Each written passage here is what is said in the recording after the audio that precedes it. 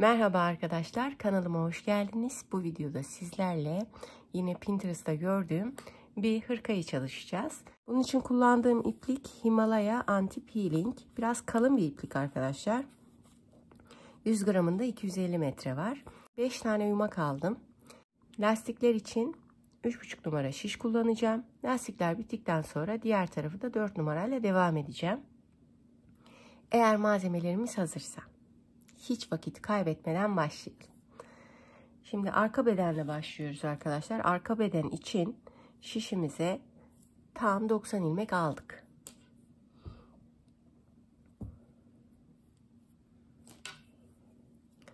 Şu an örgümüzün ters tarafındayız. Tekstil tipi lastik öreceğiz.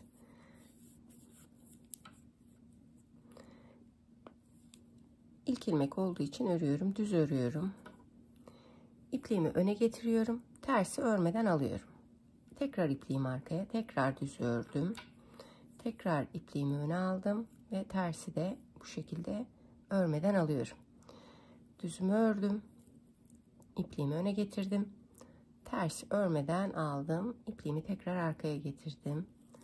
Düzümü ördüm. İpliğimi öne. Tersi örmeden aldım. Bu şekilde sıra sonuna kadar devam ediyoruz. Sıra sonuna geldik arkadaşlar. Son bir ilmeğimiz kaldı. Bakın. Onu da öne alıyorum. Ters ilmeğim. Örmeden alıyorum. Örgümün şu an düz tarafındayım. Düzlerde diğer lastiklerden hiçbir farkı yok. Düz. Ters. Düz. Ters. Düz. Ters. Düz.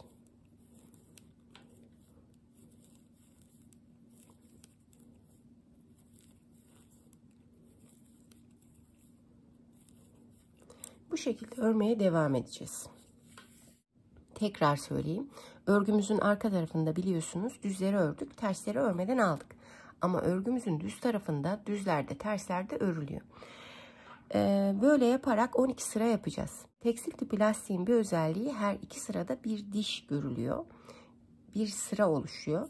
Onun için sırayı sayacağız arkadaşlar. 12 sırayı bulduktan sonra bedene geçeceğiz. Lastikle işimiz bitecek. 12 sıra, 12 diş lastik örelim, gelelim.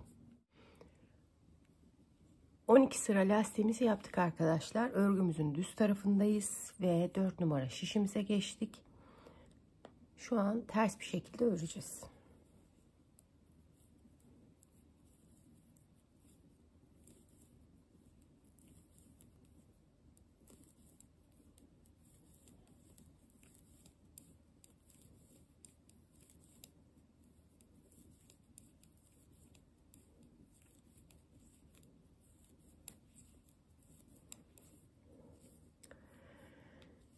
Şimdi bundan sonra aynı devam edecek arkadaşlar.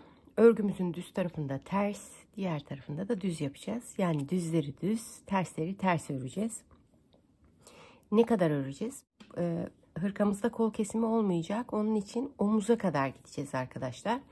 Şöyle ördüğümüz zaman omuzumuza, omuz dikişimizin olduğu yere koyacağız ve olmasını istediğimiz uzunluğa kadar aynı şekilde devam edeceğiz. Ben bitirdiğim zaman sizlerle ölçüyü tabii ki paylaşacağım. Bunları yapalım. Tekrar buluşalım. Arka bedende yaka ve kol kesimindeyiz arkadaşlar. Ölçüleri size vereyim. Tam 52 santim ördüm. Kol kesimi yok biliyorsunuz burada. Örgümüzün akışına göre örüyoruz. Ve kesime başlıyoruz. Örgümüzün düz tarafındayız. Biliyorsunuz düz tarafında tersi kullanıyoruz. Ters örgüyü kullanıyoruz. Bakın. Burada kafanız karışmasın. 90 ilmeğimiz var. 30 ilmek örüyoruz. 2 3 4 28 29 30 30 ilmeğimizi ördük. 30 ilmek kesimimiz var burada. Hemen başlıyoruz. İkisini birden aldık. 1 2 3 4 5 27 28 29 ve 30.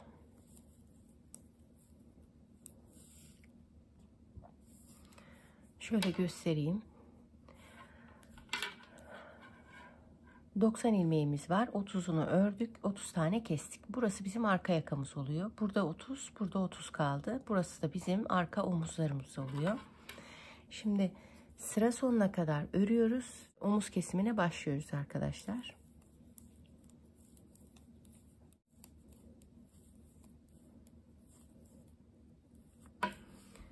Sıra sonuna geldik. Dönüyoruz. Örgümüzün şu an ters tarafındayız ve 10 tane kesim yapıyoruz.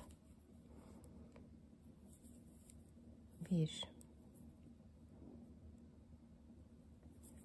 2 3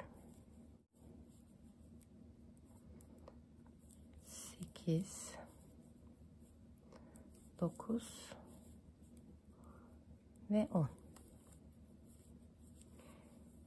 Şimdi sıramızın başına kadar gidiyoruz, geri dönüyoruz.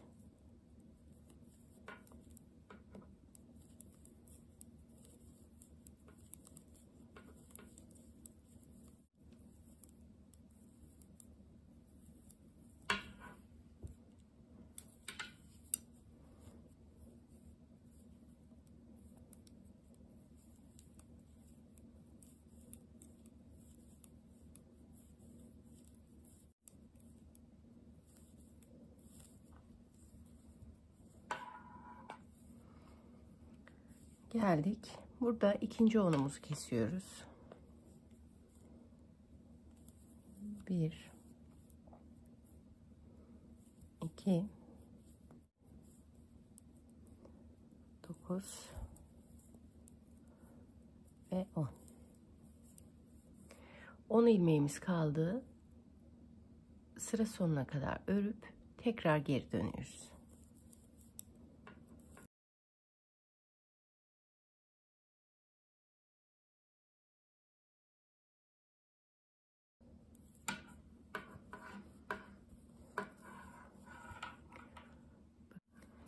Bakın böyle oldu.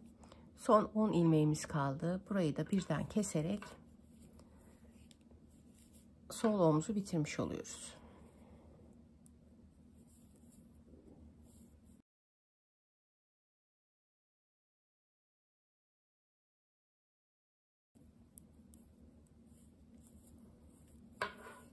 Omuz dikişlerinde kullanmak için ipliğimizi uzun keseceğiz arkadaşlar. Şimdi size tekrar göstereyim. 90 ilmeğimiz vardı. 30 ilmek arka yakaya ayırdık. 30 ilmek ördük. 30 ilmek kestik ve diğer tarafa geçtik. Şu an bir omzumuzu bitirdik. Tam şuranın dibinden ipliğimizi bağlıyoruz ve örerek geliyoruz. 10 tane kesip örerek sıra sonumuza geliyoruz. Sonra tekrar geri dönüyoruz. İkinci onumuzu kesiyoruz. Son gidiş dönüşümüzde de elimizde kalan 10 ilmeği keserek arka bedenle işimizi bitiriyoruz arkadaşlar. Daha sonra ön bedene geçiyoruz. Ama birlikte geçiyoruz. Bunları yapalım. Tekrar gelelim. Sağ ön bedeni yapıyoruz arkadaşlar. 3,5 numara şişimize tam 55 ilmek aldık. Tekstil tipi lastiğimizi 2-3 sıra ördük. Örgümüzün düz tarafındayız. Burada ilik detayları var. Birlikte ilik çalışacağız. Daha sonra lastiği yapmaya devam edeceğiz. Örgümün düz tarafındayım. 1 2 3 4 ilmek ördüm. İpliğimi üste atıyorum. Şu şekilde kesimimi yapıyorum. Ve sıra sonuna kadar lastiğimi örmeye devam ediyorum. Sıra sonuna kadar öreceğim. Dönerek örgümün ters yüzünde şu arttırdığım yere kadar örelim. Tekrar gelelim. Düz tarafını ördük. Örgümüzün ters yüzüne geldik. Şuradan da geldik. Şimdi tam arttırdığımız yere ulaştık. İpliğimi öne alıyorum. Örmeden alıyorum biliyorsunuz. Arttırdığımız ilmeği de düz geliyor. Örüyorum. Ters. İliğimiz oluştu arkadaşlar. Şimdi bu şekilde devam edeceğiz lastiğe. Ne kadar yapacağız? 12 sıra yapacağız. Şöyle sayacağız. 2, 4. sıramızı yapmışız. 12 sıra yapacağız. Ve örneği kurmak üzere buluşacağız. Bunları yapalım. Gelelim. Lastiğimizi bitirdik arkadaşlar. Şöyle sayalım. 2, 4, 6, 8, 10 ve 12. İliğimizi açmıştık. 2 ilik arası şu dişleri sayacağım. Şu dişte iliğimizi oluşturmuştuk. 2, 4, 6, 8. 11 diş arayla iliklerimizi açacağız. Onun için daha ilik sırasına gelmedik. 4 numara şişimize geçiyoruz. Ve burada ön ortasında lastik devam edeceği için örmeden alıyorum. 1, 2, 3, 4, 5, 6, 7 ve 8. Örgümün düz tarafındayım. Düzleri de tersleri de ördüm biliyorsunuz bu lastikte. 8 ilmek lastiğe ayırdım. İpliğimi öne getiriyorum. 12 tane ters örüyorum. 1, 2, 3, 4, 5, 6, 7, 8, 9, 10, 11, 12. İpliğimi arkaya getiriyorum. 2 tane düz örüyorum. Öne getirdim. 2 tane ters örüyorum.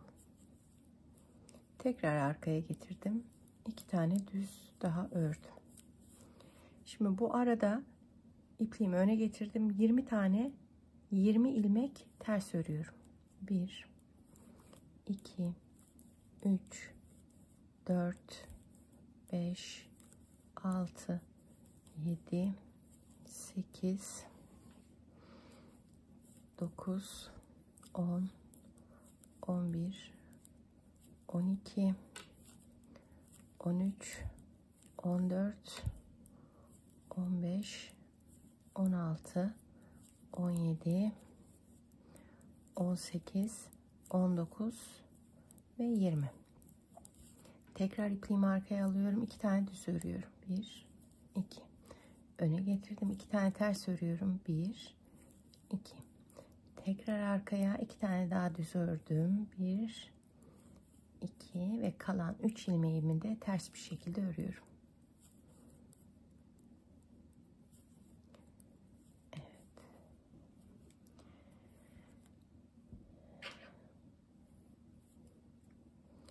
Örgümün ters yüzündeyim. Düzleri düz, tersleri ters örüyorum. Tekrar geliyorum. Örgümün ters yüzündeyim. Geldim. Lastiğe bulaştım. Lastik de aynı. Tekstil tip lastiğinin özelliği burada da devam ediyor. Tersleri örmeden alıyoruz. Düzleri örüyoruz.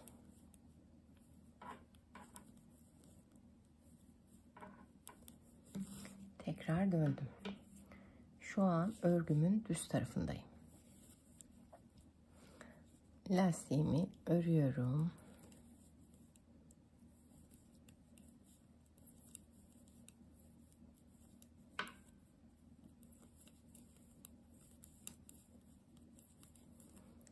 İki, 4, 6, 8. 8 ilmek lastiğimi ördüm. Şimdi ipliğimi öne aldım.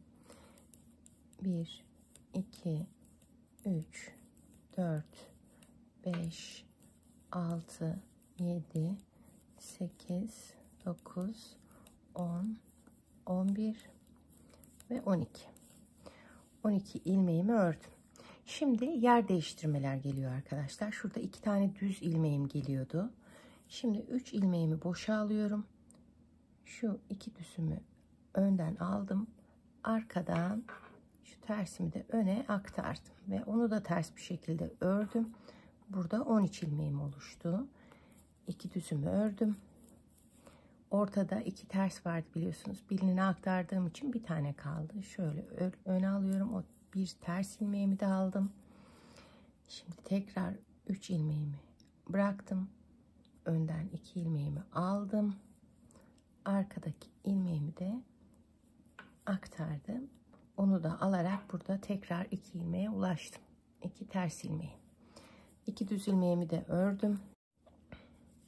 Ortada 20 ters ilmeğim vardı biliyorsunuz. Buradan buraya aktarınca 19 şu an ters ilmeğim var. 18 ilmek ters öreceğim ve tekrar aktarmalara başlayacağım.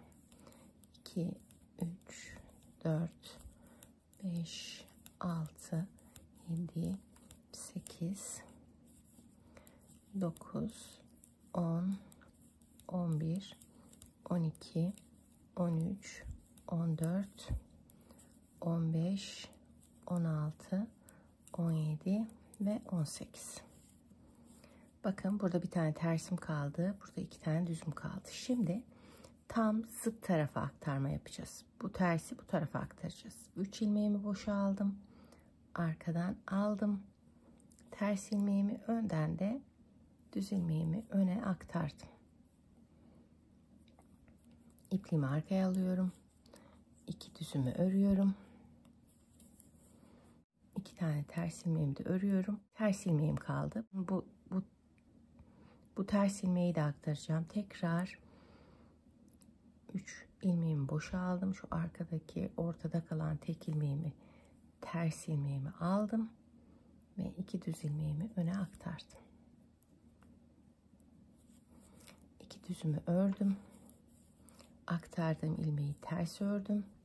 Burada da 3 ilmeğim vardı. Aktarma ile beraber 4 ilmek oluştu.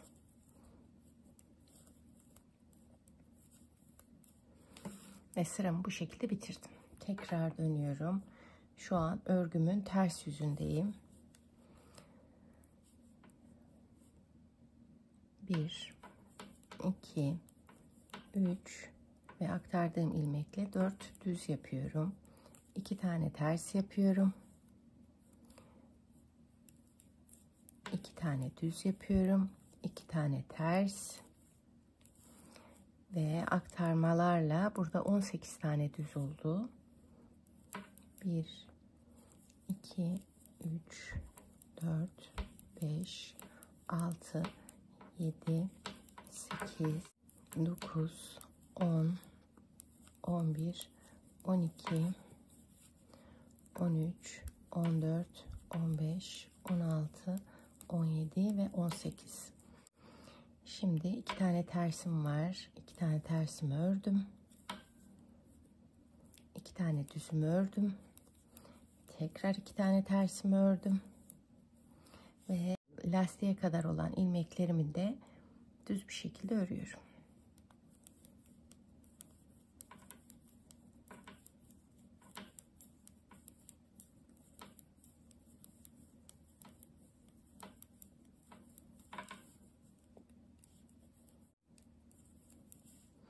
Şimdi lastiğe geldi. 2, 4, 6, 8. 8 ilmek ayırmıştık lastiğe. Ters olduğu için örmeden alıyorum. Düz örüyorum. Ters örmeden aldım. Düz ördüm. Ters örmeden aldım. Düz ördüm. Ve sıramı bitirdim. Tekrar örgümün düz tarafındayım. Biraz daha belirginleşti örnek. Şimdi örgümün düz tarafındayım. Düzlerde, terslerde örülecek. 4, 5, 6, 7 ve 8. Şu 2 düz ilmeğe kadar örüyoruz arkadaşlar. Artık hiç saymamıza gerek yok.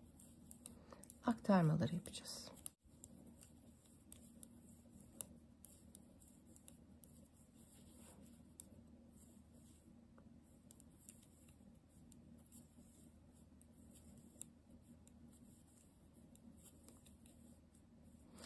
2 düz ilmeğime geldim. Tekrar örgümün düz tarafında aktarmaları yaptığım için tekrar aktarma yapacağım. Şimdi 3 ilmeğimi boşa aldım. Önden o 2 düz ilmeğimi aldım ve arkadan ters ilmeğimi bu tarafa aktardım. Onu da ters ördüm. 2 düzümü de örüyorum. Ortada tek bir tersim kaldı. Onu da örüyorum. Bir ipliğim hala önde. Yeniden 3 ilmeğimi boşa aldım. Arkadaki ters ilmeğimi yakaladım ve öne aktardım. Bunu da örerek gene ortada 2 ters ilmeğimi yapmış oldum. 2 düzümü örüyorum. Orta ilmeklere geldim. Burada da şu direğime bir ilmek kalana kadar örüyorum.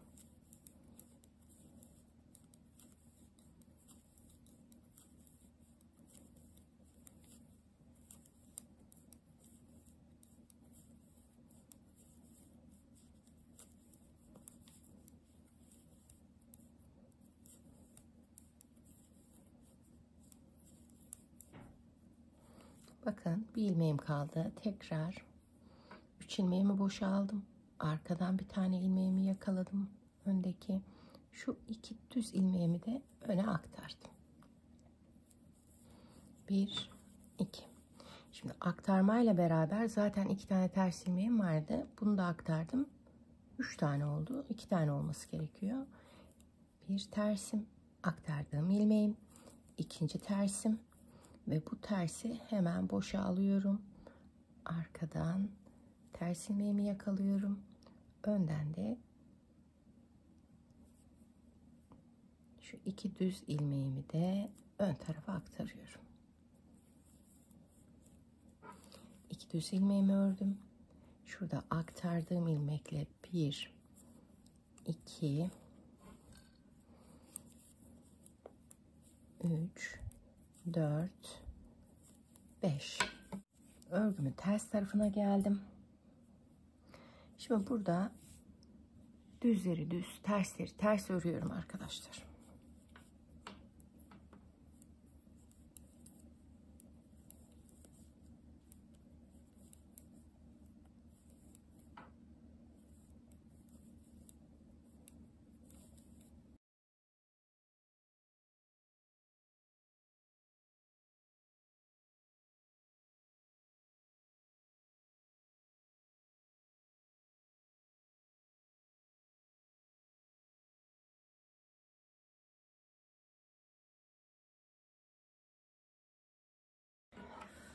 Ters sıramı ördüm. Tekrar düz sıraya geldim ama ilk vakti de geldi. Şöyle sayıyorum. Bakın. Şu diş iliğimin sırası. Onu saymayacağım. 2, 4, 6, 8, 10, 11. 12. dişte iliğimizi oluşturacağız. Bunu da beraber oluşturalım. Tersimi aldım. 1, 2, 3 ve 4 ilmek ördüm. Üzerine aldım ve şu 2 ilmeği, bakın düz var. Şu 2 ilmeği şu şekilde alarak ördüm. Ve iliğimi oluşturdum. Düz, ters. Bu sırayı da beraber çalışalım. Ondan sonra aynı şekilde devam edeceksiniz.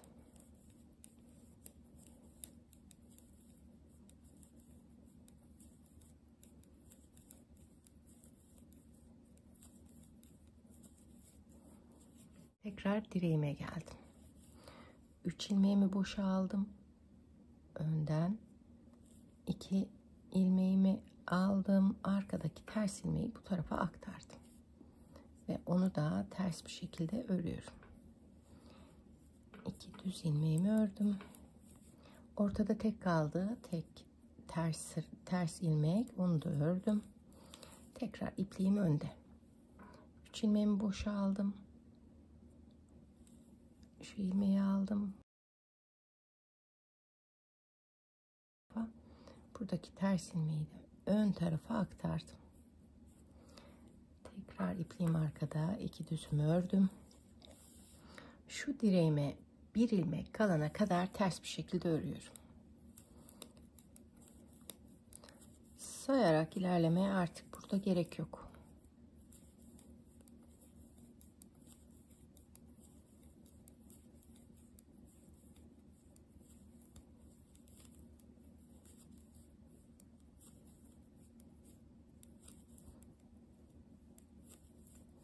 Bakın, bir ters ilmeğim kaldı direğin yanında. 3 ilmeğimi boşaldım. Şu arkadan ters ilmeğimi aldım. Şu önden de şu 2 düz ilmeğimi aktardım. 2 düzümü örüyorum. Ters aktardığım ilmeği ters örüyorum. İkinci tersimi örüyorum. Burada bir tane kaldı. Bunu da hemen diğer tarafa aktarıyorum. Tersimi aldım. Önden 2 düzümü aldım. Ön tarafa aktardım.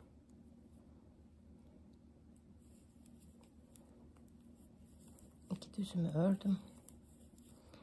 Bakın 5'ti burası, 6 oldu aktardığım ilmekle. 6 tane de tersimi örüyorum.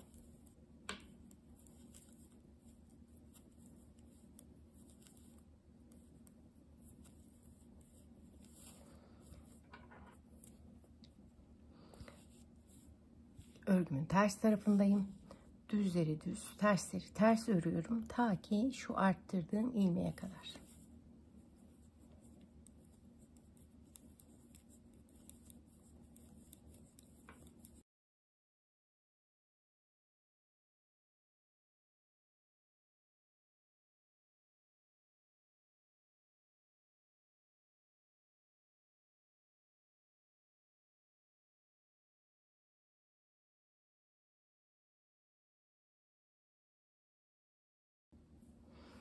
Bakın, lastiğime geldim. İpliğimi öne aldım. Tersleri örmeden alıyorum. Düz, ters. Arttırdım ilmeğe geldi ve düz ilmeğe denk geldi. Onu da düz bir şekilde örüyorum. Ters örmeden alıyorum. Düz örüyorum. Ters örmeden alıyorum. Ve son düz örerek sıramı bitiriyorum. İkinci iliğimi de oluşturdum. Şimdi şöyle göstereyim size. Bu şekilde devam edeceğiz. İliklerimiz hep aynı. 11 diş arayla yapacağız iliklerimizi. Burayı da şu arada ilmekler azalıp şu 2 direk birleşinceye kadar, aralarında 0 ilmek kalıncaya kadar bu şekilde devam edeceğiz arkadaşlar. Bunu yapalım. Tekrar gelelim. Ortadaki ters ilmeklerimizi bitirdik arkadaşlar. Şurada 2 düz, 2 ters, 4 düz, 2 ters, 2 düz oluştu. Şimdi örgümün düz tarafındayım ve şu direklerime kadar örüyorum. Şimdi burada aktarma yapmayacağım. 2 düzümü örüyorum. 2 tersimi örüyorum. Burada bir burgu yapacağım. Şimdi bu 4 ilmeğimi bıraktım. Arkadan şu öndeki 2 ilmeğimi alıyorum. Önden de şu 2 ilmeğimi yer değiştiriyorum. Ve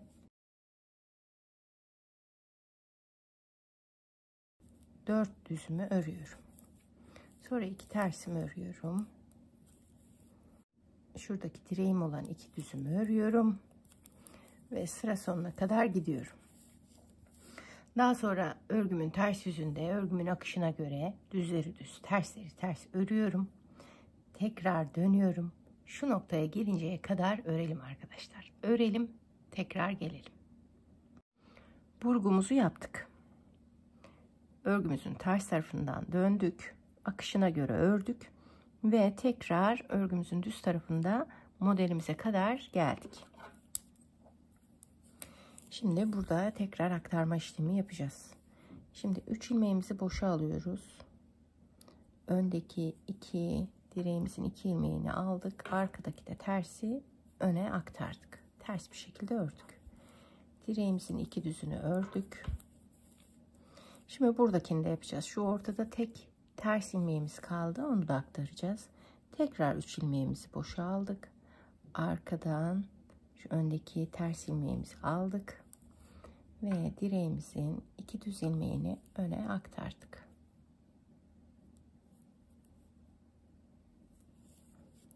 O 2 düzümüzü de örüyoruz. Aktardığımız ters ilmeği de örüyoruz. Şimdi tekrar aktarma işlemi yapıyoruz. 3 ilmeğimizi boşa aldık. Direğimizin 2 düzünü önden kavradık. Arkadan da ters ilmeğimizi yakaladık. Öne aktardık. Onu da ters örüyoruz. Direğimizin 2 düzünü ördük. Ve burada tekrar tek bir tane ters ilmeğimiz kaldı. Onu da aktaracağız. 3 ilmeğimizi bıraktık. O ters ilmeğimizi yakaladık. Önden direğimizin 2 ilmeğini aldık.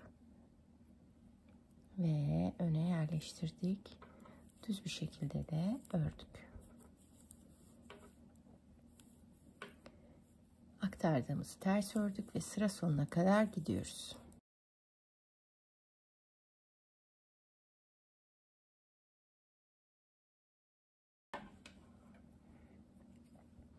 Şimdi burada dönüyoruz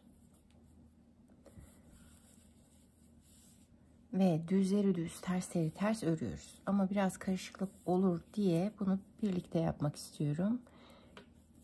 2, 3, 4, 5, 6, 7, 2, 4, 6, 7, 8, 9, 10, 11, 12, 13, 14. Bakın burada 4 tane tersimiz oluştu. İpliğimizi öne alıyoruz. 1, 2, 3, 4. Ters ördük. İpliğimizi arkaya aldık. 2 tane düz ördük. Ve tekrar ipliğimizi öne aldık. 4 tane ters ördük.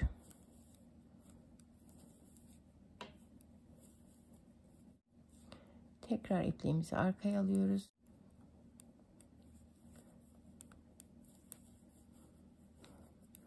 Ve bu şekilde kafa karışıklığı olmasın diye birlikte bu sırayı ördük. Sıramızın sonuna kadar gidiyoruz. Sonra örgümüzün düz tarafına tekrar dönüyoruz. Tekrar buraya kadar örelim. Gelelim. Bakın tekrar örgümüzün düz tarafındayız.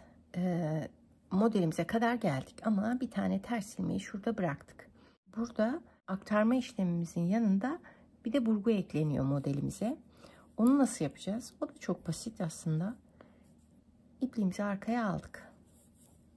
Şimdi burada burayı bitirmiştik. 4 tane düz oluşturmuştuk. Burada 4 ters ördüğümüz yer arkada, yani örgümüzün düz tarafında düz oluyor biliyorsunuz. Ve önde de bir tane tersimiz var. Buraya kadar ördük. Şimdi 5 tane ilmeğimizi boşa alıyoruz. 5 tane. Şu arkadan şu öndeki bir düzümüzü aldık. Şu 4 ilmeğimizi öne aktardık. Modelimize burgular ekleniyor burada. Şimdi burada aktarma işlemini yaptık. Fakat bir de burgu işlemi yapacağız. Şimdi bu 4 ilmeği bıraktık tekrar. Öndeki ilmeği, öndeki 2 ilmeği aldık. Arkada kalan 2 ilmeği de öne aktardık. Bu kadar. Bunu aparatla da yapabilirsiniz ama ben çok fazla ilmek olmadığı için böyle de yapabiliyorum. 2, 3, 4. Burgumuzu da yapmış olduk. İpliğimizi öne aldık. Aktardığımız ilmeği ters ördük. Buradaki ters ilmeklerimizi de örüyoruz. Kaç tane oldu? 3 tane ters oldu. Şimdi aynı işlemi tam tersini burada yapacağız. 5 ilmeğimizi bıraktık. Şimdi 4 ilmeğimizi aldık arkadan. Şu arkada kalan ters ilmeğimizi ters bir şekilde hemen ördük. Yani ortada 4 tane tersimiz oluştu. Şimdi ipliğimizi arkaya alıyoruz. Burada da bir burgu yapacağız. Bunu ne yapacağız? 4 ilmeğimizi bıraktık. Şu 2 ilmeğimizi önden aldık. Şu arkadaki 2 ilmeğimizi de öne aktardık.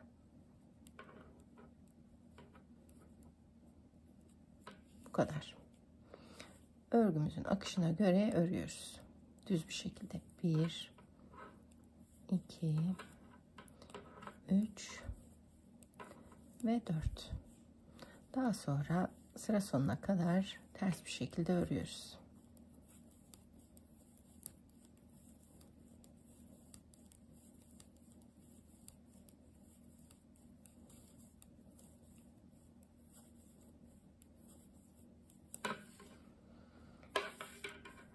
İlk aktarma işlemimizi yaptık. Hem aktarma hem burguyu birlikte yaptık.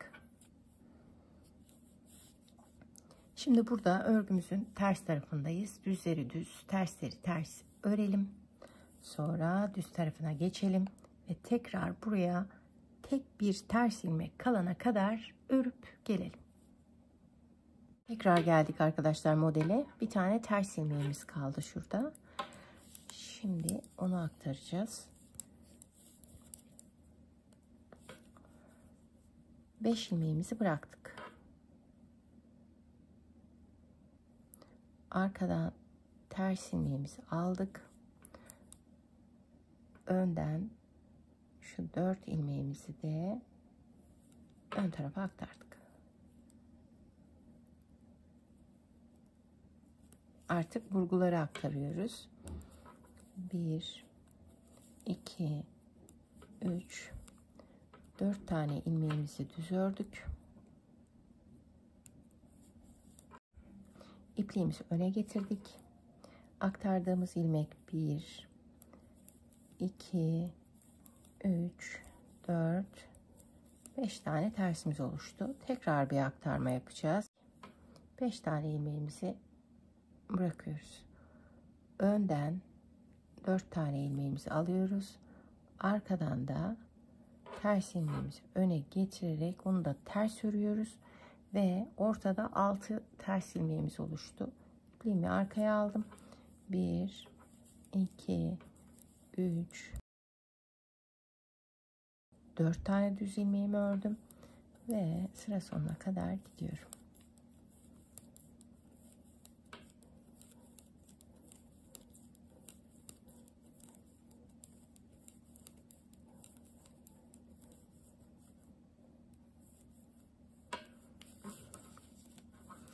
Bakın bu şekilde hem burgu hem aktarma olacak. Sakın gözünüz korkmasın arkadaşlar. Azıcık dikkat ettikten sonra hiçbir şey yok. Zaten bunları adım adım birlikte çalışacağız. Örgümüzün düz tarafını bitirdik. Ters tarafını örüyoruz. Düzleri düz, tersleri ters örüyoruz. Tekrar düze geliyoruz ve bir ters ilmek, şu direğimize bir ters ilmek kalıncaya kadar örelim. Tekrar gelelim. Ters sıramızı bitirdik arkadaşlar. Tabi bu arada biz iliklerimizi de unutmayalım. Şurası iliğimizi açtığımız diş 2, 4, 6, 8, 10, 11. 12. dişimizde ilik açacaktık. Açalım beraber. 1, 2, 3, 4. İpliğimizi üzerine alıyoruz. Şöyle bir kesim yapıyoruz. Tekrar ipliğimiz önde ve iliğimizi açtık. Bir ilmek, bir ters ilmek, bir ters ilmek kalıncaya kadar örelim.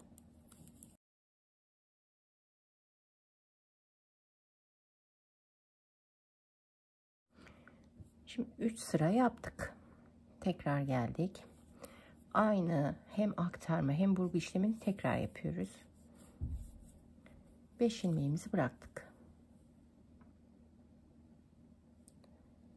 Şu önde kalan ters ilmeğimizi aldık.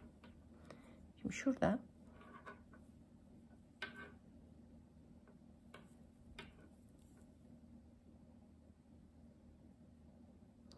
dört ilmeğimizi yakaladık.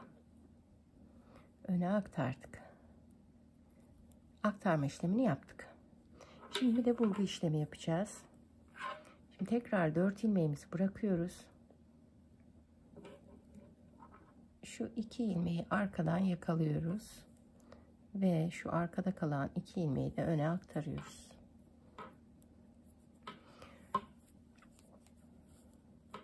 Ve 4 tane düzümüzü örüyoruz.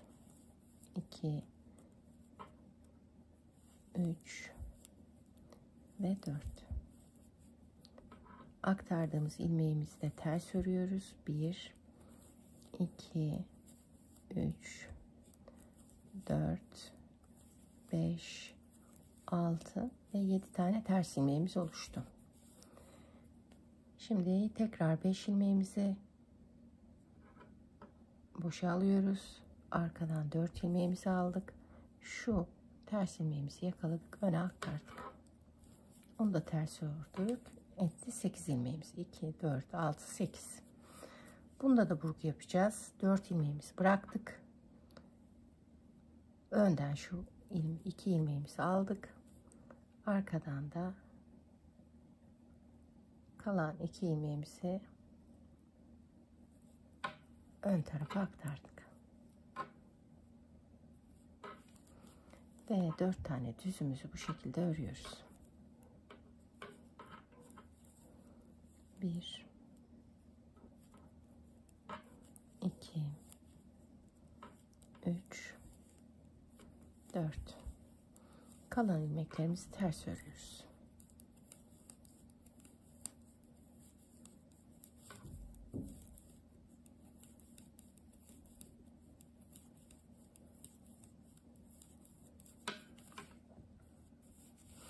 Örgümüzün ters tarafında düzleri düz, tersleri ters örüyoruz. Örgümüzün düz tarafına geliyoruz. Tek bir ters ilmek kalıncaya kadar örelim. Tekrar buluşalım. Tekrar bir ilmek kalıncaya kadar ördük. Örgümüzün düz tarafındayız. 5 ilmeğimizi boşa aldık. Arkadan şu ilmeğimizi aldık. Elimizde olan 4 ilmeğimizi öne aktardık. Burada burguyu yapmıyoruz. Sonraki sırada burguyu yapıyoruz. Üst sırada 1. 4 tane düzümüzü ördük. 3 4. Aktardığımız ilmeği ters örüyoruz. 1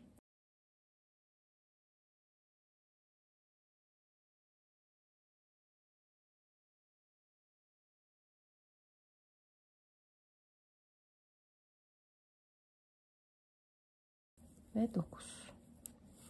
Şimdi tekrar aktarma işlemi yapıyoruz. 5 tane ilmeğimizi boşa aldık. Önden şu 4 tane düzümüzü aldık. Arkadan da şu ters ilmeği öne aktardık ve o da 10. tersimiz oldu. 1 2 3 ve 4 düzümüzü ördük. Sıra sonuna kadar örüyoruz.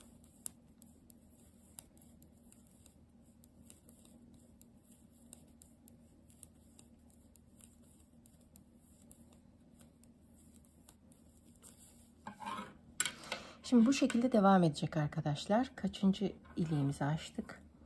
1 2 ve 3. iliğimizi açtık. 3 tane ilik açtık. Bir tane daha ilik açacağız. Tabi bunu saymıyoruz, bu sırayı ilik açtığımız dişi saymıyoruz. 11 diş olacak. 12. dişte tekrar aynı şekilde iliğimizi açacağız. Bu burgulu aktarmalar devam edecek. Şimdi örgümün ters yüzünde geleceğim. Düz yüzünde aynı biraz önce size gösterdiğim gibi hem burgu hem aktarma yapacağız. 5 tane ilmeğimizi boşa alacağız. Şuradaki ilmeği buraya aktaracağız. Hemen onu öreceğiz. Ondan sonra kendi arasında o kalan 4 ilmeğimizi de vuracağız ve örerek devam edeceğiz. Bu şekilde ne kadar devam edeceğiz?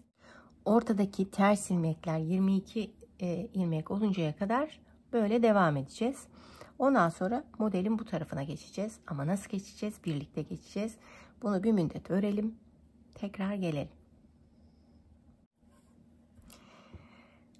Şimdi bu burgu kısmını burada bitiriyoruz arkadaşlar. Nerede bitiriyoruz? Ortada 22 ilmeğimiz var. Şu kenarı da sayabiliriz. Kenarda da 4 ilmeğimiz oluştu. Tekrar şu modele geçiş yapacağız.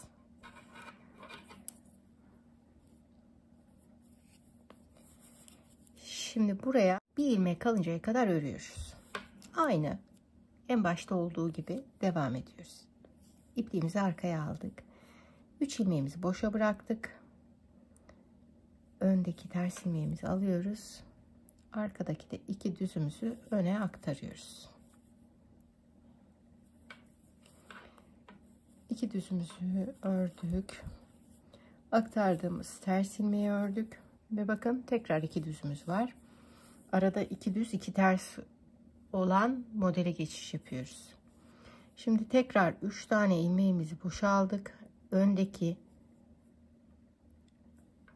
2 düzü arkaya, arkadan da bir ters ilmeği öne alıyoruz.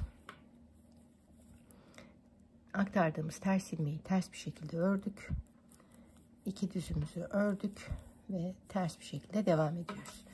Bu şekilde nasıl oldu? 2 düz oldu. Şuradan aktardık bir ilmek, buradan da bir ilmek aktarınca 2 tersimiz arada oldu. Tekrar 2 düzümüz oldu ve şu modelin başlangıcını yapmış olduk.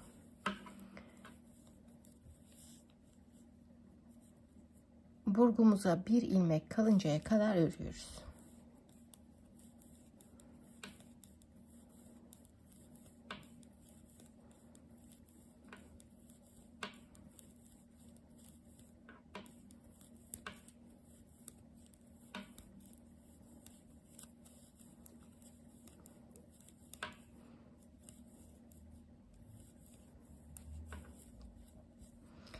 Bir ilmek ters ilmeğimiz kaldı. İpliğimizi arkaya alıyoruz. 3 tane ilmeğimiz boşa. Öndeki ters ilmeği arkaya, arkadaki 2 düzü de öne alıyoruz. Ve bu 2 düzü örüyoruz.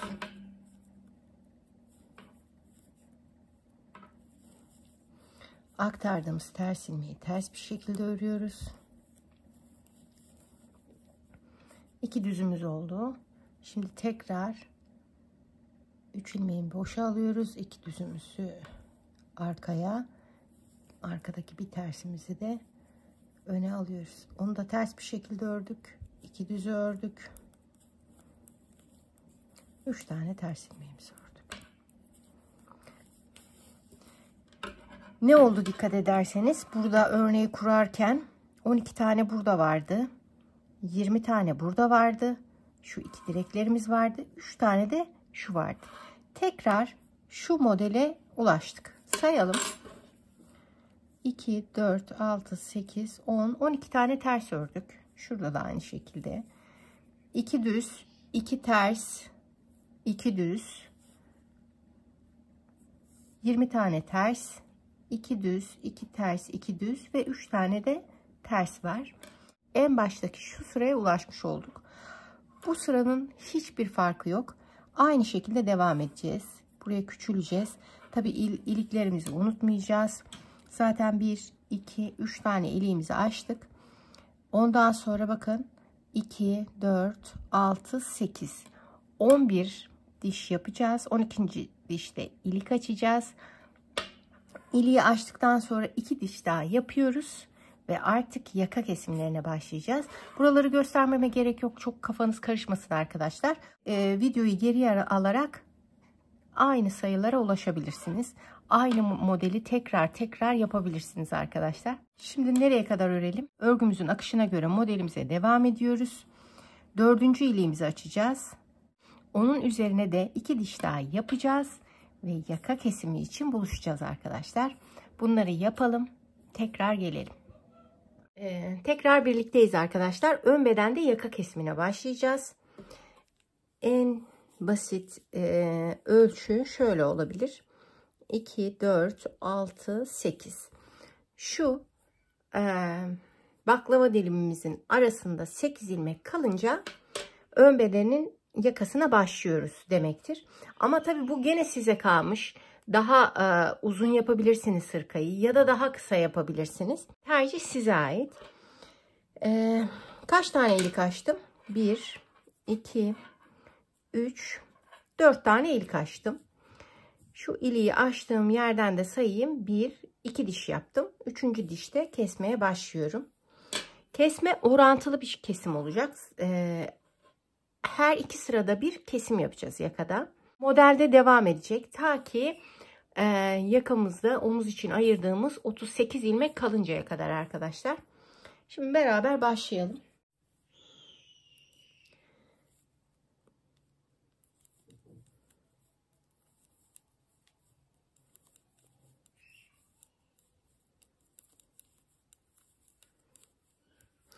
Şimdi 3, 6, 7, 8. ilmek. 8. ilmeği şöyle çeviriyorum ve şuradan kesimimi yapıyorum. Ve benim gibi unutanlar için, çünkü her sırada kesmeyeceğimiz için unutabiliriz. Evet, koymak en garantilisi. Ayracımı koydum. Normal örgümün akışına göre örüyorum.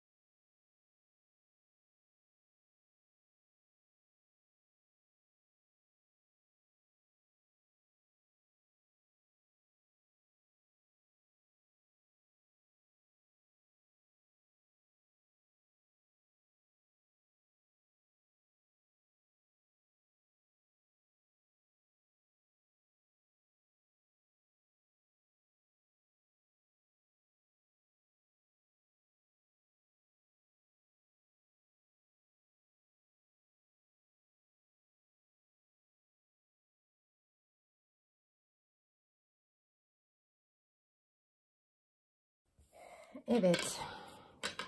Kestim. Gittim. Geri geldim.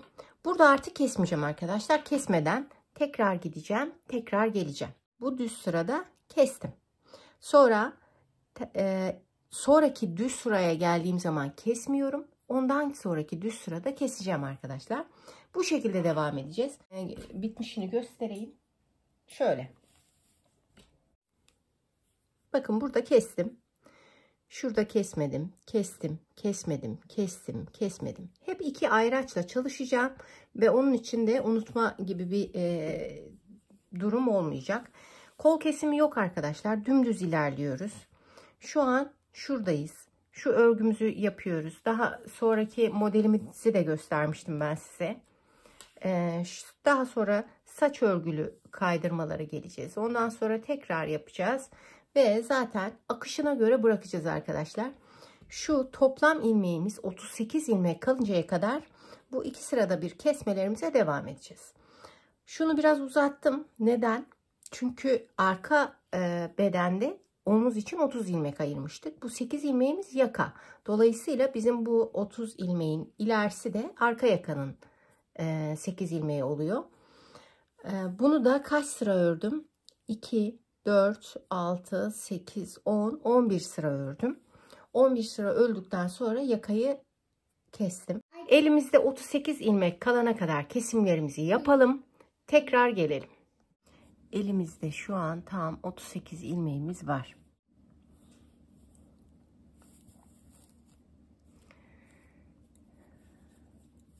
Şu an örgümüzün ters tarafındayız ve yan hatlardan omuz kesimine başlıyoruz.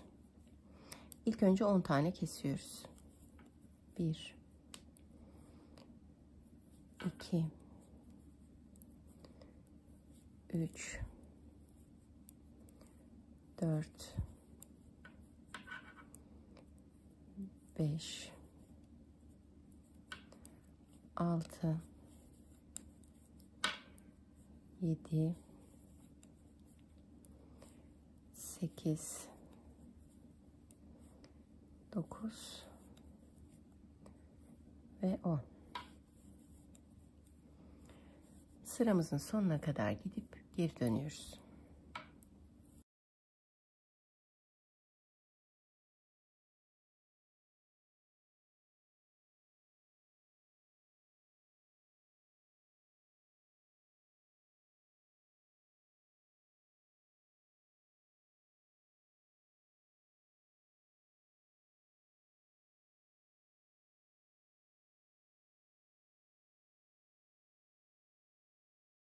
Sıramızın sonuna geldik. Sıramızın sonuna geldik. İkinci onumuzu kesiyoruz. 1,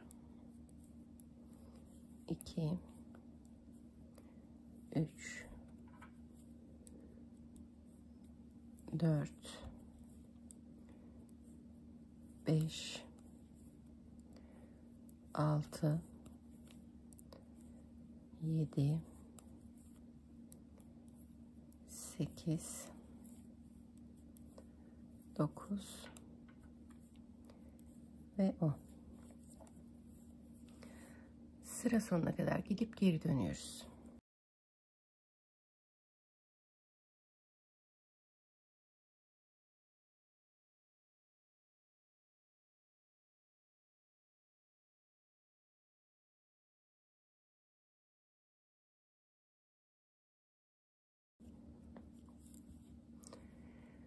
Ve şurada son onumuzu keserek omuz kesimini bitiriyoruz.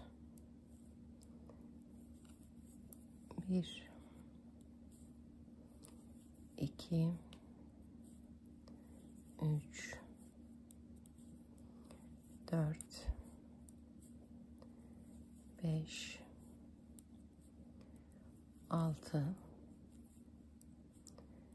7,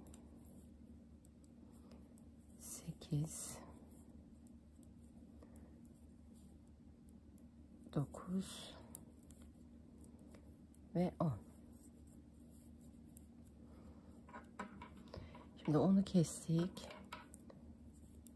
Yalnızca elimizde yaka lastiği kaldı. Yaka lastiğini örüyoruz.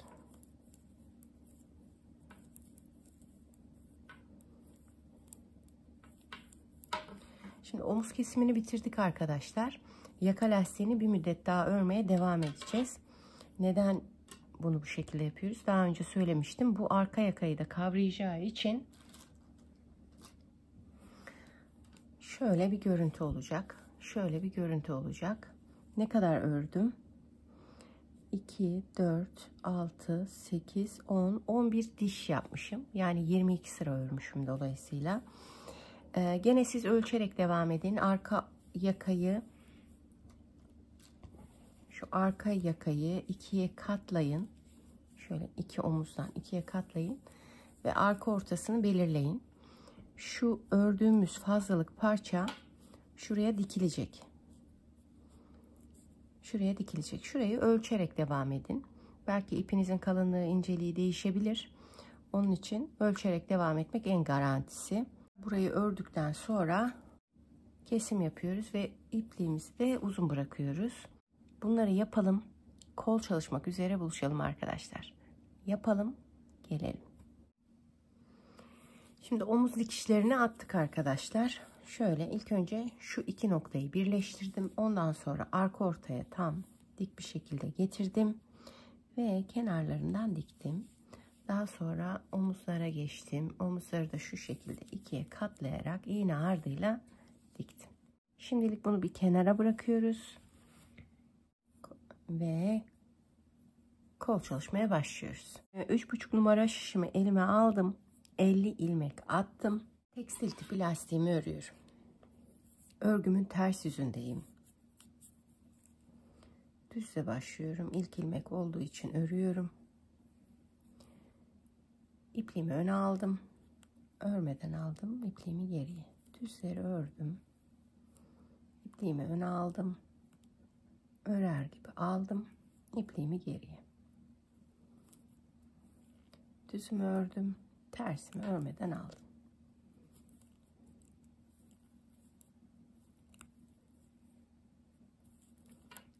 Düzümü ördüm. Tersimi örmeden aldım.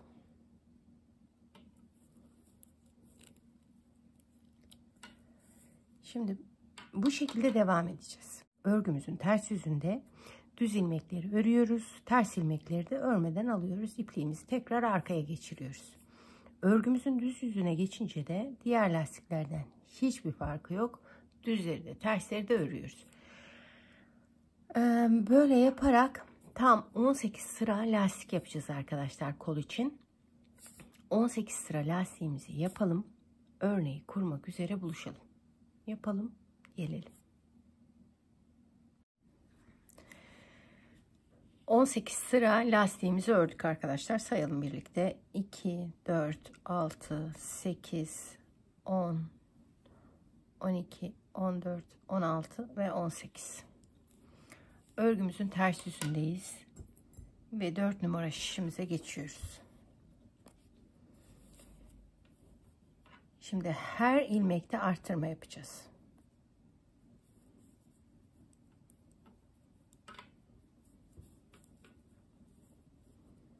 Şöyle bir arkadan, ilmeğin arkasından ilmeği çıkarmıyoruz. Hemen ön tarafından bir tane daha.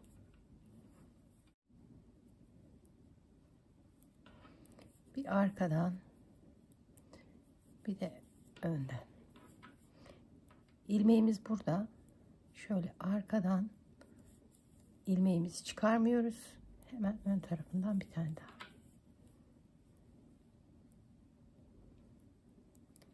Şöyle düz ilmeklerimizi düzeltiyoruz. Rahat alabilmek için. Arkadan aldık. İlmeğimizi bakın çıkarmadık. Ön taraftan tekrar aldık.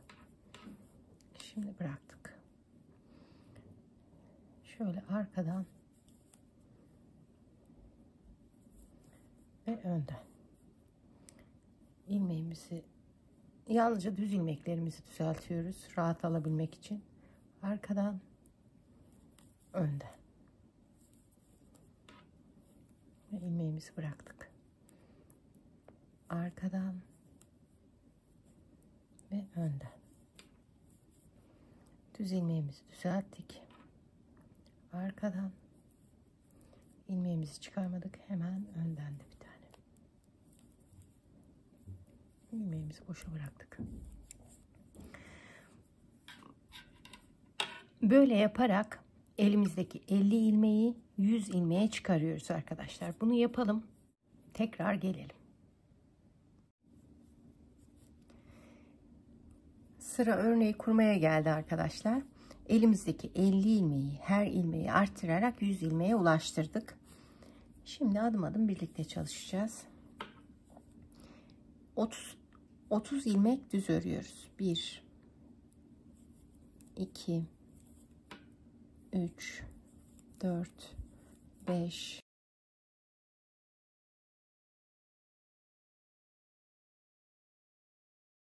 28 29 ve 30. İpliğimizi öne alıyoruz. 4 tane ters yapıyoruz. 1 2 3 4. İpliğimizi arkaya alıyoruz. 2 tane düz yapıyoruz. 1 2. İpliğimizi öne alıyoruz. 2 tane ters yapıyoruz. 1 2. İplik arkaya, 2 tane düz. İpliğimizi öne alıyoruz. 20 tane ters yapıyoruz. 1 2 3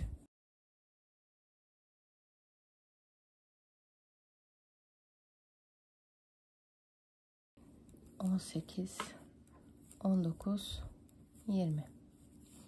İpliğimizi arkaya alıyoruz. 2 tane düz yapıyoruz. 1 2. Öne aldık ipliğimizi, 2 tane ters yapıyoruz. 1 2. İpliğimizi arkaya alıyoruz. 2 tane düz yapıyoruz. 1, 2. İpliğimizi öne alıyoruz. 4 tane ters yapıyoruz. 1, 2, 3, 4. İpliğimizi arkaya alıyoruz. 30 tane düz yapıyoruz. 1, 2, 3, 4.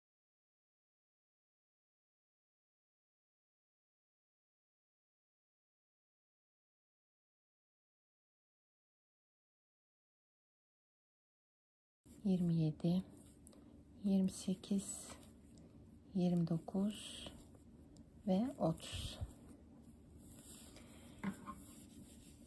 Şimdi örgümüzün ters tarafındayız. Burada düz ördüklerimizi düz, ters ördüklerimizi ters öreceğiz. 30 tane ters örüyoruz. 1, 2, 3, 4,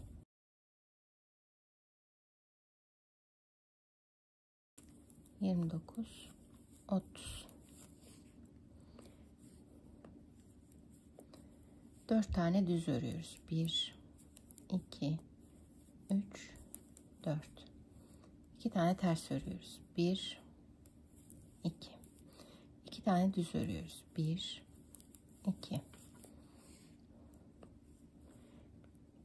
2 tane ters örüyoruz. 1, 2. Şimdi 20 tane düz örüyoruz. 1, 2, 19 ve 20. Şimdi 2 tane ters örüyoruz. 1, 2. 2 tane düz örüyoruz. 1, 2. Tekrar 2 tane ters örüyoruz. 1, 2. Şimdi 4 tane düz örüyoruz. 1, 2, 3 ve 4. Burada kalan 30 ilmeğimizin 30'unu da ters örüyoruz. 1, 2, 3, 28, 29 ve 30. Şimdi örneğimizi kurduk aslında. Örgümüzün şu an düz tarafındayız. Şöyle ben yaptığım kolu göstereyim size, gözünüzde canlansın. Şimdi örgümüzün tam orta kısmında şu baklava dilimlerini yapacağız. Başta ve sonda olan 30 ilmeklerimiz de şu model olacak. Tabii onu da gelince birlikte yapacağız. Kolumuz bu şekilde olacak. Geniş bir kol olacak. Şu tam orta noktasında da şu baklava dilimleri olacak. Bunları zaten ön bedende birlikte çalışmıştık. Bunların üstünde çok fazla durmayacağım. Şimdi örgümüzün tekrar düz tarafındayız. 30 tane düz örgü yapıyoruz. 2, 3, 4, 5,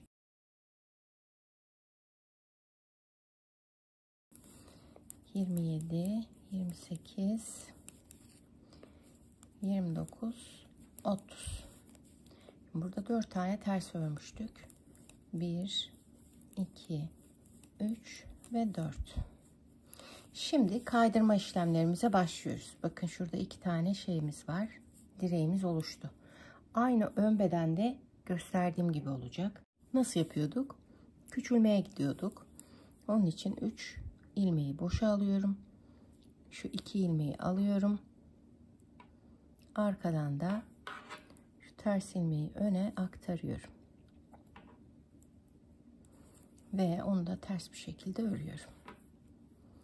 2 düz ilmeğimi örüyorum. Bir tane ters kalmıştı, onu da örüyorum. Şimdi tekrar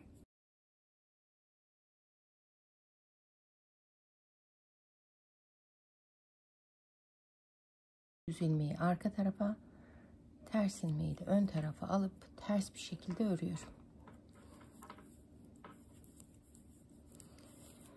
2 düzümü de ördüm. Şu iki direğime bir ilmek kalıncaya kadar ters örüyorum elimdeki ilmekleri.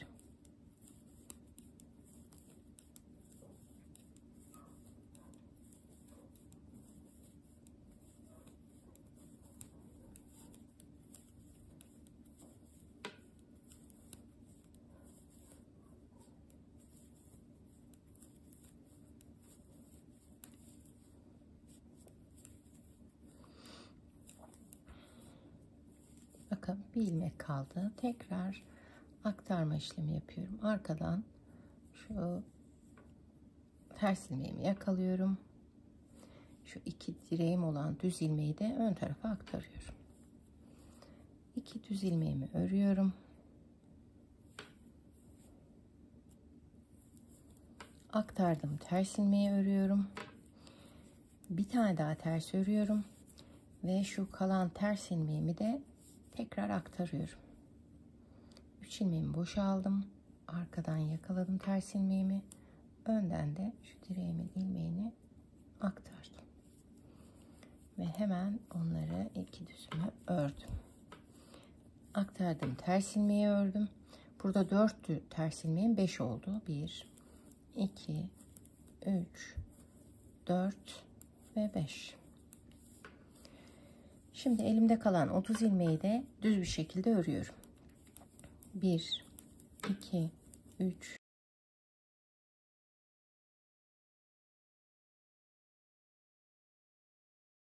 27 28 29 ve 30. Şimdi örgümün ters yüzündeyim. Tekrar size şunu göstereyim.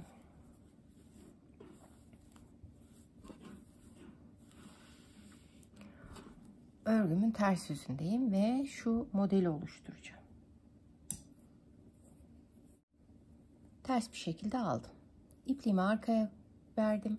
Şimdi normalde şuraya batıyoruz düz örebilmek için. Ama biz şu orta noktasına batıyoruz. Düz ördüm. Sonra ipliğimi öne aldım. Tersimi ördüm. İpliğimi arkaya aldım. Şunu düz ördüm. İpliğimi öne aldım. Tersimi ördüm. İpliğimi arkaya aldım. Şöyle şuraya değil şuraya batıyoruz. Düzleri. İpliğimi arkaya aldım. Normal ters bir ilmek ördüm. Tekrar arkaya ipliğimi aldım ve düz ilmeği şuraya batmak yerine şu iç tarafa batıyoruz. İpliğimi tekrar öne aldım. Ters ördüm düzgün bir şekilde. Düzü içten aldım. İpliğimi öne aldım, ters. İpliğimi arkaya aldım. Bakın. Tersimi ördüm. İpliğimi arkaya aldım. Düzü örerken şöyle batmak yerine içten batıyorum. Tersimi normal ördüm. Bakın şöyle.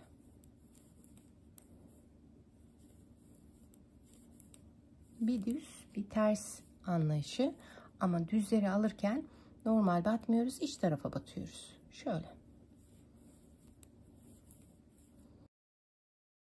Bu modelin başka bir püf noktası yok. Böyle devam edeceğiz.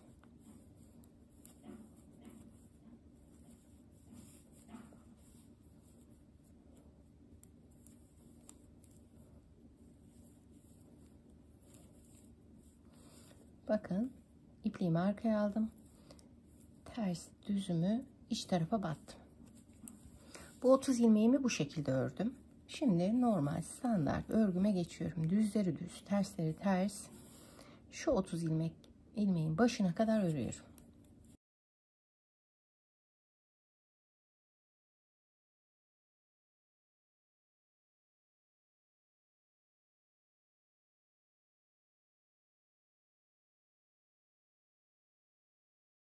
Elimde 30 ilmeğim kaldı. Şimdi ipliğimi öne alıyorum. Ters örüyorum. İpliğimi arkaya alıp düzlere batıyorum. Şöyle ters, düz. Ters, düz. Ters, düz. Ters. Bakın. Düz. Ters. Düz. Ters. Düz.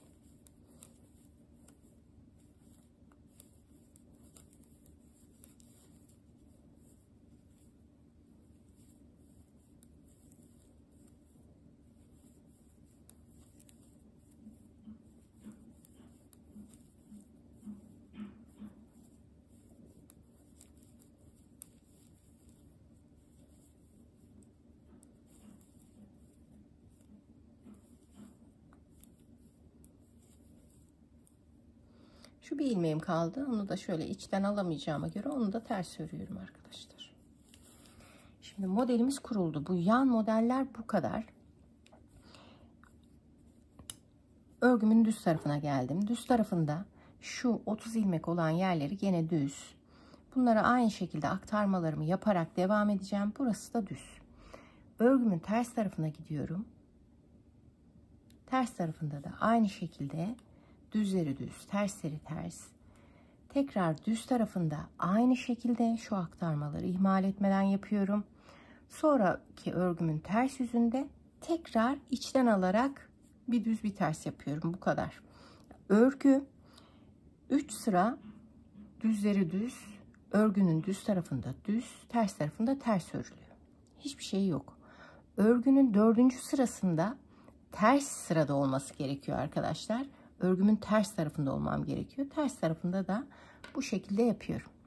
Şimdi 3 sıra yapalım. Bir gidelim. Sonra tersten gelelim. Sonra düzden tekrar gidelim. Ters tarafta, örgümüzün ters tarafında tekrar buluşalım. Yapalım, gelelim. Evet, 3 sıramızı yaptık. Bakın. Örgümün ters yüzündeyim şu an. Şu 30 ilmekli model örgünün hep ters yüzünde tek sırada kuruluyor. Bakın 1, 2, 3. 3 tane ters var. Dolayısıyla önde de 3 tane düz var. 4. sırada örgümün ters yüzünde kurmaya başlıyorum.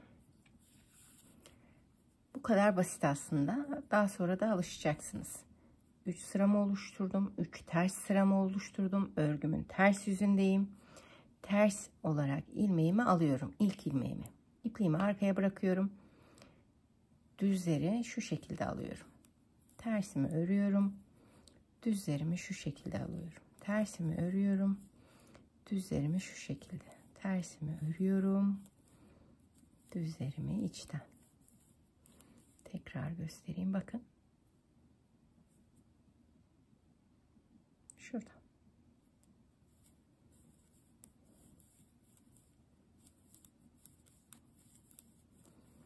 Bir düz bir ters ama düz örgülerde içten alıyoruz.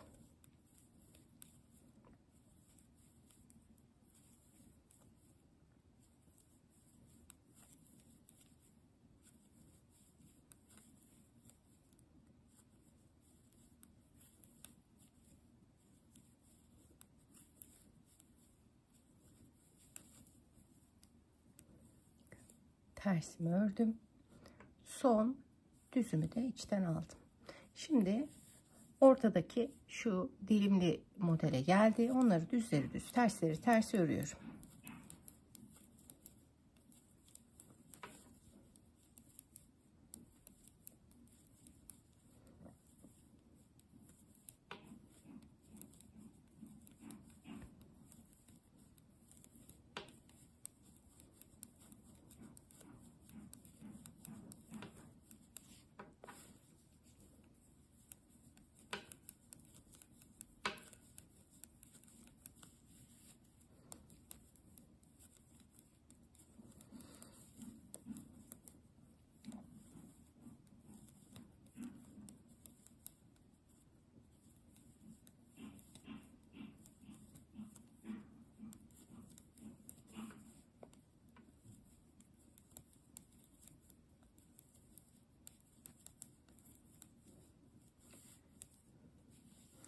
Şimdi tekrar örgümün diğer tarafındaki modele geldi. Görüyorsunuz 1, 2, 3 tane aynı şekilde ters sıram oluşmuş. Örgümün ters yüzündeyim. Tekrar hatırlatıyorum. Şimdi ipliğimi öne aldım. İlk ilmeğimi ters örüyorum. İkinci ilmeğimi içten düz. Ters, düz, ters, düz, ters, düz, ters, düz.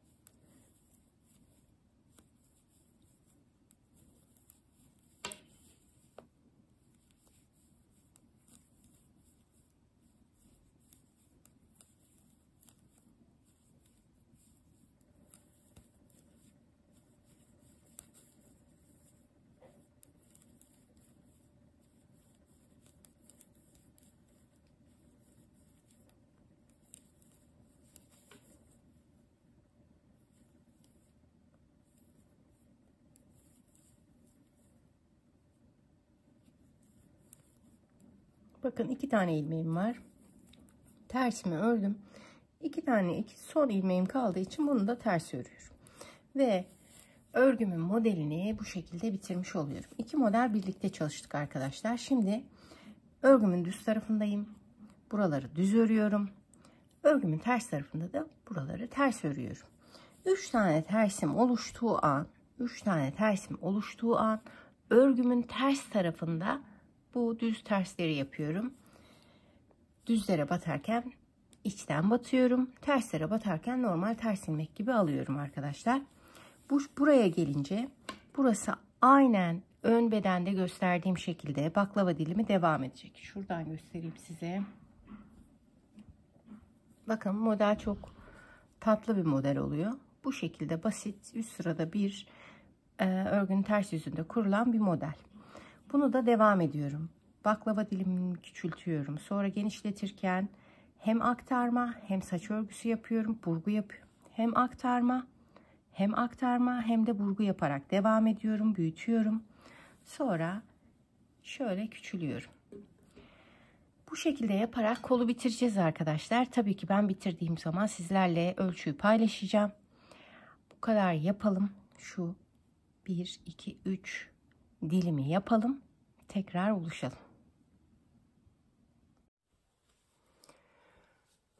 Kolumuzu bitirdik arkadaşlar. Bir tarafı ben diktim. Kaç santim ördüğümü sizlerle paylaşayım. Bakın tam burada bitirdik. Tam dilimi kapattık ve kolumuzu bitirdik. Kolumuzun boyunu tabii bu kişiden kişiye değişir. Ölçerek devam edeceksiniz. Siz 53 santim ördük. Direkt tek seferde kestik arkadaşlar. Sonra bedenimizi, omuzlarımızı diktik. Sonra düz tarafı üstü olacak şekilde serdik. Şu tarafı ön, bu tarafı da arka. Daha sonra düzü düzüne gelecek şekilde kolumuzu şöyle yerleştirdik. Ve buradan iğne ardıyla diktik. Şimdi ne yapacağız? Tersten omuzdan tutacağız. Şöyle sereceğiz. Kol dikişlerini bir araya getireceğiz. Ondan sonra bir tarafı kolumuzu dikeceğiz. Şöyle boydan boya iğne ardıyla dikeceğiz arkadaşlar.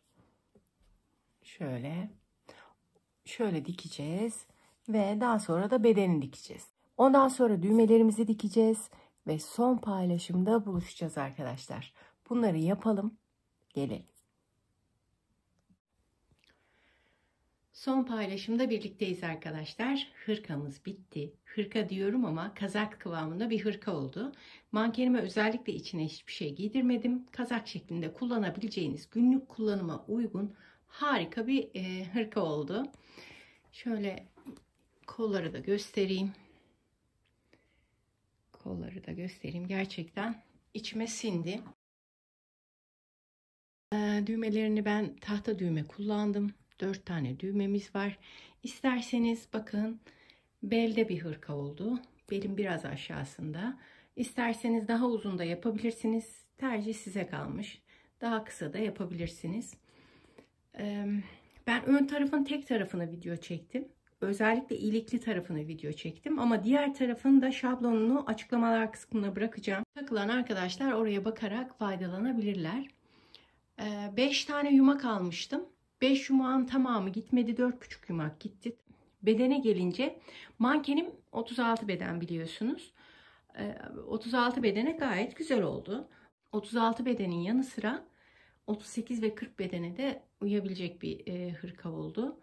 Aynı ipliklerle çalışıyorsak bu sayılarla 36, 38 ve 40 bedene kadar çalışabilirsiniz. Hiç sayılarla oynamanıza gerek yok.